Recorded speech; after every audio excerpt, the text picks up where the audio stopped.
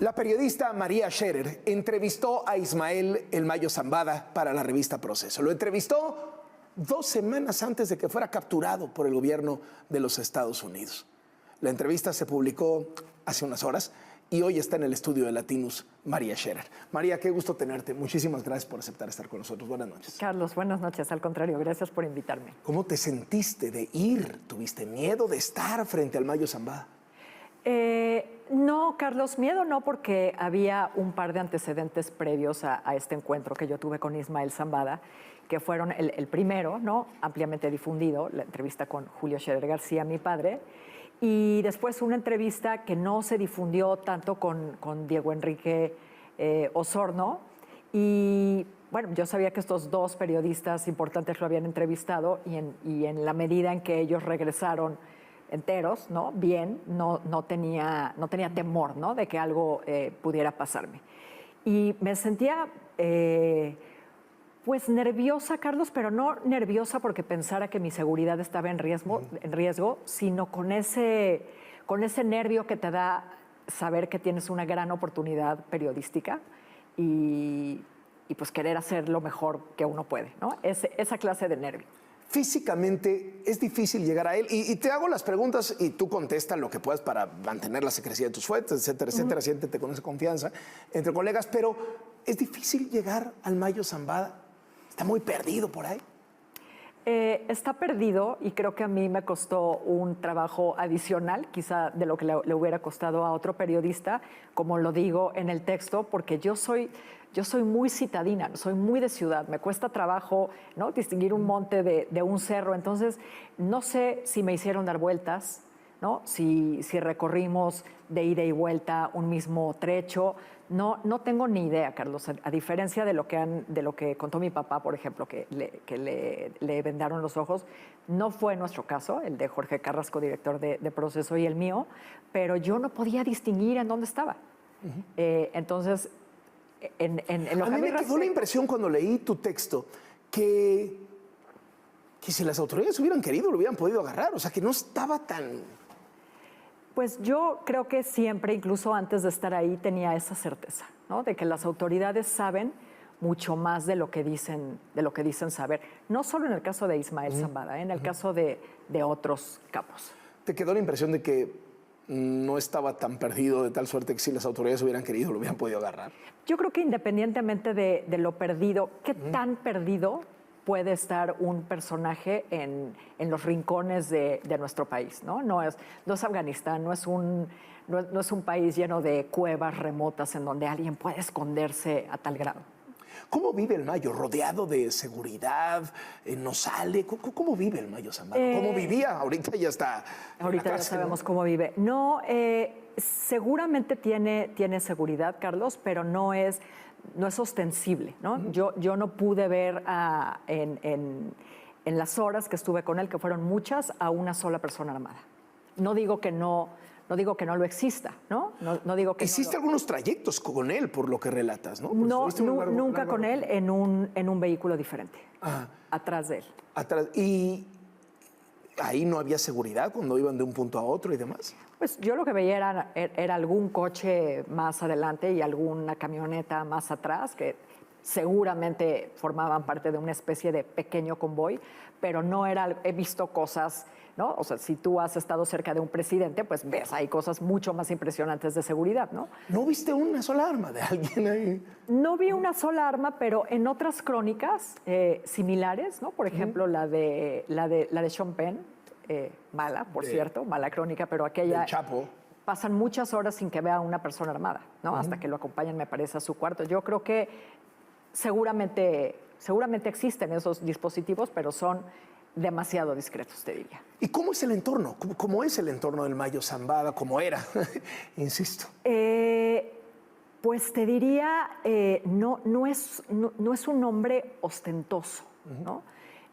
Yo estaba vestido el día que yo lo vi de una manera muy similar a como estaba vestido el día que lo raptaron, ¿no? Que lo llevaron a Estados Unidos con una camiseta de botones, ¿no? De cuello, una polo, con unos con unos pants, porque estaba convaleciente de una pierna, con unos tenis, ¿no? Unos zapatos deportivos, no con bota, no con jeans, ¿no? Una cosa más, digamos, más cómoda para una persona que se está rehabilitando. Pero no vi un ¿Por qué no se lugar imagina a lo mejor lujoso, ¿no? una casota con gente emborrachándose por todos lados y música de banda? O sea, este estereotipo de las narcoseries. No, por lo menos este personaje no es así. Era una casa, unas propiedades bastante rurales, ¿no? Con Campirana. mobiliario campirano, con mobiliario muy pues, común y corriente, ¿no?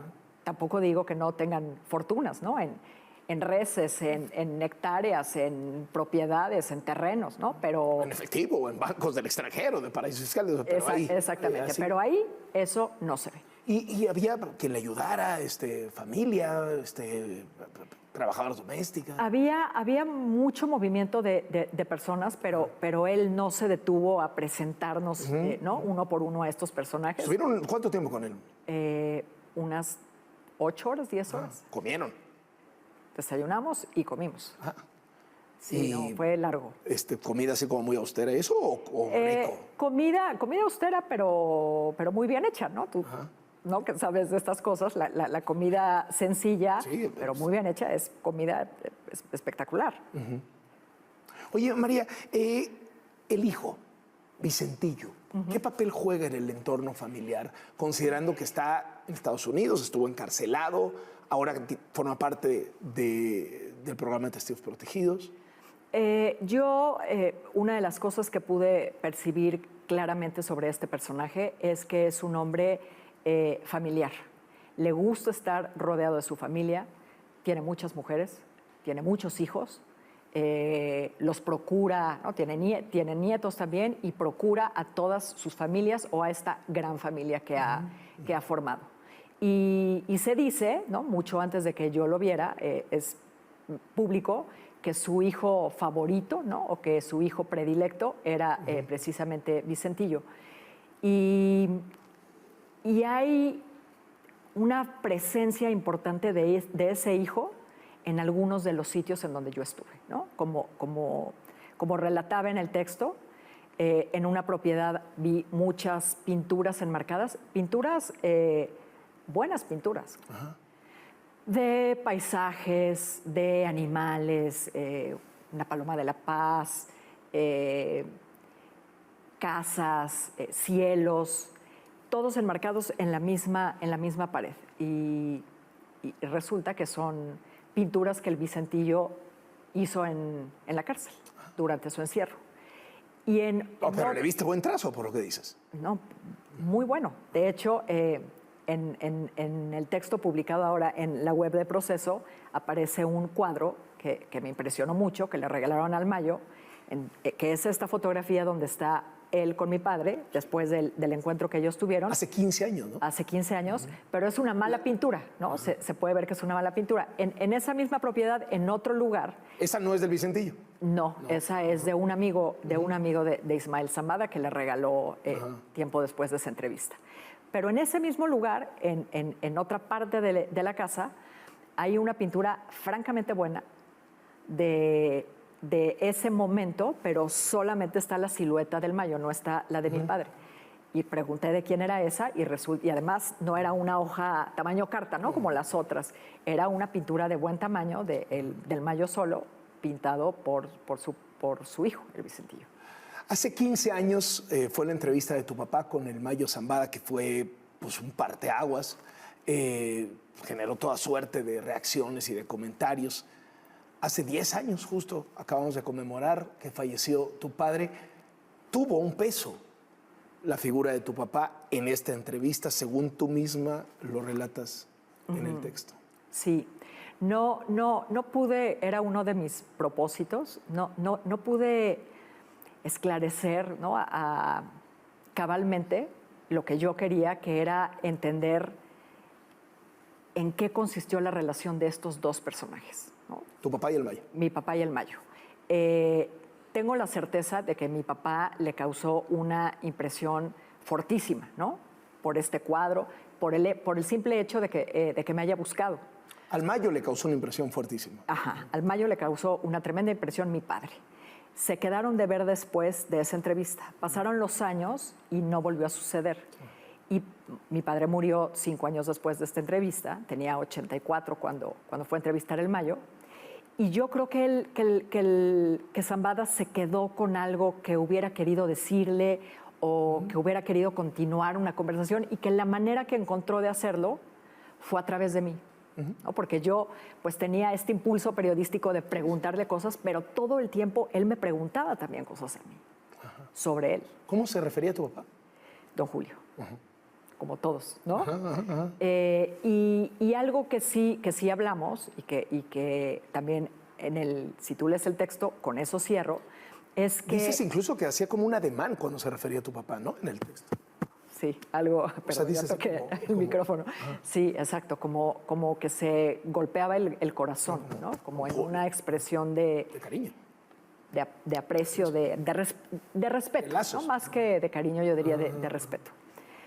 Y algo que fue importante para él es que cuando mi padre le hizo la entrevista, él estaba en Chicago recién apresado, el Vicentillo, y mi papá quería hablar de eso con él y el Mayo, y no lo logró porque el Mayo no quiso, y le dijo, no quiero decir algo que pueda afectarle en el juicio. Yeah. Después supo el Mayo que al Vicentillo en la cárcel le decían las autoridades estadounidenses en los interrogatorios, me imagino, que estaban así de apresar a su padre, ¿no? Que estaba bocabajeado y que estaba en pleno declive y que era cuestión de poco tiempo para que él estuviera en la cárcel también, y eso lo tenía muy deprimido, ¿no? Apesadumbrado. Y de alguna manera, que no sabe ni siquiera Zambada, le llegó la portada de la revista. A su hijo. A su hijo. En la cárcel. En la cárcel, en Vida. Chicago. Sí. Y entonces él ve a su padre en esta foto donde sale... ¿no? Entero. Entero, ¿no? Con el pecho hacia afuera, en una actitud, ¿no? De orgullo, ¿no? Y provocadora incluso, y dijo, no, pues estos me están engañando, ¿no? Esto no es cierto, este hombre es como lo dejé. Oye, déjame meto a lo que te dijo el Mayo Zambada. La declaración que destaca Proceso incluso en la portada es que avala el abrazos no balazos de López Obrador. Dice que sí, que en efecto, que el tema no se resuelve a balazos. El Mayo tiene bueno, hay muchas contradicciones en el personaje, ¿no? Muchas. Una te diría que él se presenta a sí mismo como si fuera un ganadero, ¿no? O sea, no se asume narco. No un narcotraficante. Alguna vez lo ha hecho, ¿no? En la crónica con mi papá se asume como un narcotraficante, pero en el tiempo que yo estuve con él, frente a él, no. Él, si no lo conocieras, ¿no? Si vinieras de otro planeta, dirías, este hombre es un agricultor y un ganadero. Orgánico. Exactamente. Y otra contradicción que yo te diría es que pensando yo en su fricción natural con la autoridad, él no quería confrontarse no solo con López Obrador, ¿no? Como bien dices, de alguna manera avala la estrategia de abrazos no balazos y dice que tiene razón el presidente, que los balazos son muy peligrosos. Pero cuando hablamos poco de Felipe Calderón, también expresaba que Felipe Calderón había hecho lo que tenía que hacer.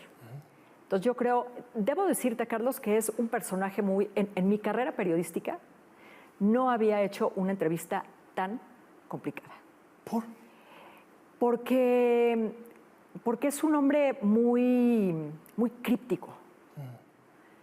¿No te contesta? No te contesta y es inamovible, ¿no? Decía Norman Mailer que la entrevista es como un baile, ¿no? Que los dos tienen que estar de acuerdo y tiene que dejarse llevar uno para que la cosa funcione. No hay forma de llevar a este hombre a responder lo que uno quiere saber. Él dice exactamente lo que quiere decir, contesta lo que quiere contestar y no hay forma de insistirle, repreguntarle. Éramos 2 periodistas con experiencia, Jorge Carrasco, que sabe 10 veces más de narcotráfico de lo que sé yo, y no había manera. Ahora, perdón, quedamos el acuerdo fue que nos veríamos otra vez y que seguiríamos hablando, ¿no? Entonces Y lo agarra. y 2 semanas después lo agarran. Otra declaración que me llamó la atención es que él se deslinda del tema del fentanilo, y eso es pues, políticamente muy relevante por el tema con Estados Unidos. No dice, o sea, dice, no, las tienditas que hay de fentanilo en Sinaloa no son mías. No sé. ¿De quién son? No son mías, dicen. Pues entonces son de los chapitos, ¿no? Pues ¿de quién más van a ser? ¿No? ¿Sentiste ya ahí la fricción con los chapitos que unos días después, o sea, te imaginas que él ya la veía venir? No, me imagino, por supuesto que no la veía venir. Yo creo que alguien que se siente amenazado al límite no se sienta a platicar con una periodista, ¿no? A comer. No, por supuesto que no, y por eso tengo la certeza de que fue emboscado. Pero otra de las contradicciones que te decía que tiene el personaje es, en el texto publicado en Proceso, también describo que en este lugar donde tiene las fotos de su hijo muerto de pequeño, de sus padres, tiene una fotografía de Gandhi con alguna frase de esas, muchas que tiene Gandhi que aluden al pacifismo, y él, cuando es uno de los grandes generadores de violencia que ha habido en este país desde hace décadas, se asume como un pacifista. O sea, no se asume... No se asume un partidario asesino. de la... Ajá. Asesinos son otros, ¿no? Él es un partidario del pacifismo. Así se asume él, cuando todos sabemos las consecuencias que ha tenido el tráfico de drogas durante estas décadas. ¿Por qué publicarla hasta ahora, María? ¿Por qué no la publicaste a los 3 días de que regresaste? Porque, bueno, hay muchas partes de esta explicación, pero primero, pues porque lo íbamos a volver a ver. Había una parte 2. Exactamente, había una parte 2, entonces imagínate cómo me cayó a mí la noticia de que lo habían agarrado. Y entonces, pues traté de comunicarme con él durante mucho tiempo. Es dificilísimo, ¿no?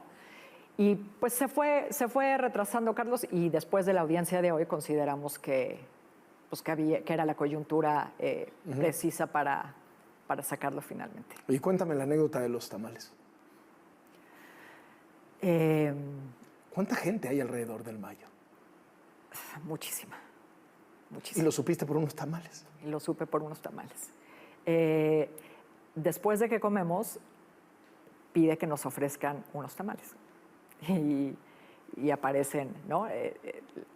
Una de las cocineras avergonzada diciendo que solo quedan 2 o 3, ¿no? Y entonces, pues los compartimos, los pocos que quedaban. Y entonces me dice que me va a mandar. Bueno, que si me gustaron los tamales, sí, pues por supuesto, ¿no? Que se le dice a un anfitrión, que por supuesto que sí. Y me dice que me va a mandar. Y entonces me entero que es lo que el desayuno básico de la gente que está ahí a su alrededor. Entonces es extraño que no haya, porque siempre hay para toda la gente que trabaja para él. Tamales. Que imagínate, entre los ranchos, ¿no? Las propiedades, las personas que los cuidan. ¿Cuántos tamales? ¿Qué cantidad de tamales deben de hacer todos los días? Y pasa yo creo que una semana, y pues resulta que llegan a Proceso unas hieleras imposibles de contener en el domicilio de una persona con un refrigerador estándar llenos de tamales. María Scherer, muchísimas gracias por venir a Latinos a contarnos esta historia. Carlos, gracias. Y felicidades por la entrevista. Muchas felicidades gracias, también a Jorge y a la revista.